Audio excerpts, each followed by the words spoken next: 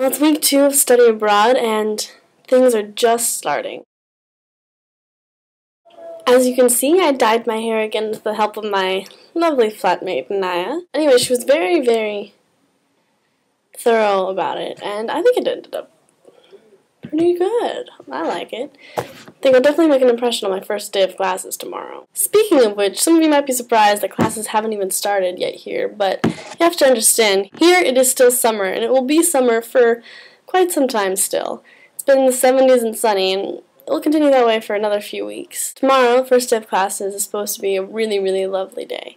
And I'm actually very excited for classes to begin because even though I've been running around and doing things and seeing places and all the beautiful things, I'm ready for routine and meeting new people. So I'm naturally clumsy, but this week I kind of outdid myself by falling into water multiple times, getting all of my clothes soaked, lost a few things, important things, and just overall I was just all over the place.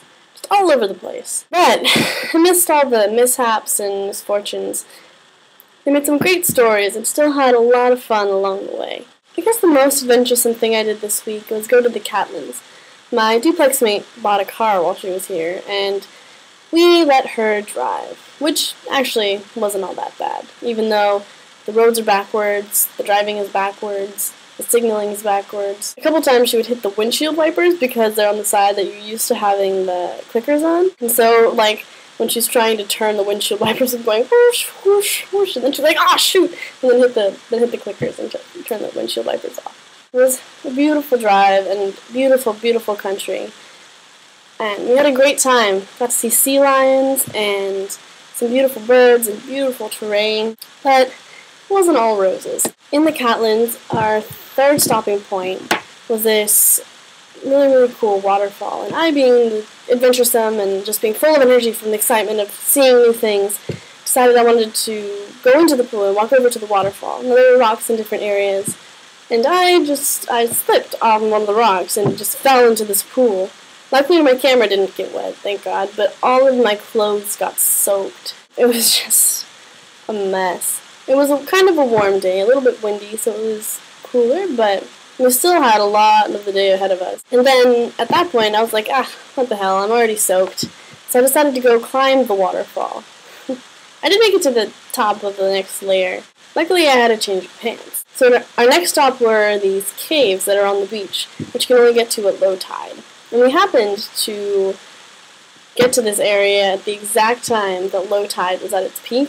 So we hiked down to these ginormous caves, which were down on the beach. It was such a beautiful area.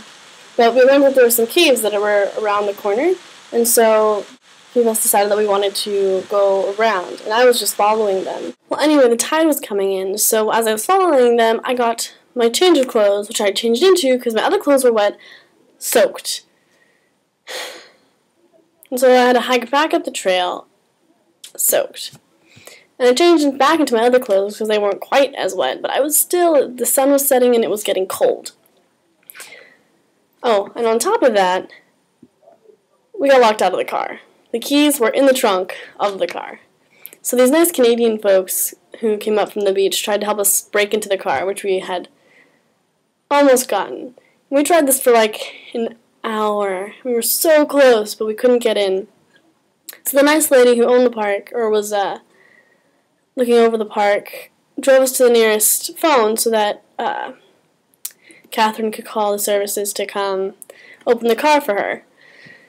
And so we did that, and then the nice lady drove us back up to the park to wait for the guy, and we ended up waiting another hour and a half, to the point where the sun was just setting. The lady, we talked about a bunch of things, and it was fun, but I was getting cold because my clothes were still wet. The sun was setting. Sandflies had bitten us all over, and I was tired because I hadn't eaten dinner. None of us had eaten dinner. And so, finally, at some crazy hour, we got the car open. And then we had to drive 2 hours back to Dunedin in our wet clothes, all of us hungry and tired. But even with all of these mishaps, it was still a wonderful day, and I'm happy to be living in such a beautiful area. The song of the week is Take Me Home, Country Roads by John Denver, because for some reason it just fits.